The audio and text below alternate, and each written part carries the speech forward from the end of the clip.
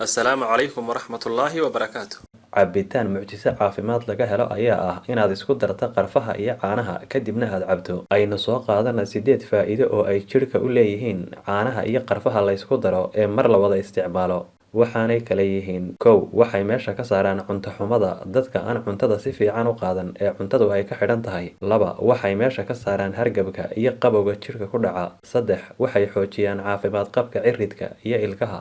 Afar, qarfa iyo caano la isku daray oo la cabo galabtii waxay xilliga habeenimo qofka siiyaan hurdo wanaagsan. Shan, waxay carruurta yaryar ka ilaaliyaan shubanka iyo calool xanuunka soo noqnoqda. Lix, waxay kor u qaadaan caafimaad qabka wadnaha iyo maskaxda. Toddoba, waxay guud ahaan wanaajiyaan caafimaad qabka uurku jirta, jilbaha iyo dhammaan kala goysyada jidhka. Sideed, waxay guud ahaan jidhka siiyaan faytamiinada iyo borotiinada muhiimka u ah jidhka ee jidhku uga baahan yahay inuu ka helo cuntooyinka amaba cabitaanada kale.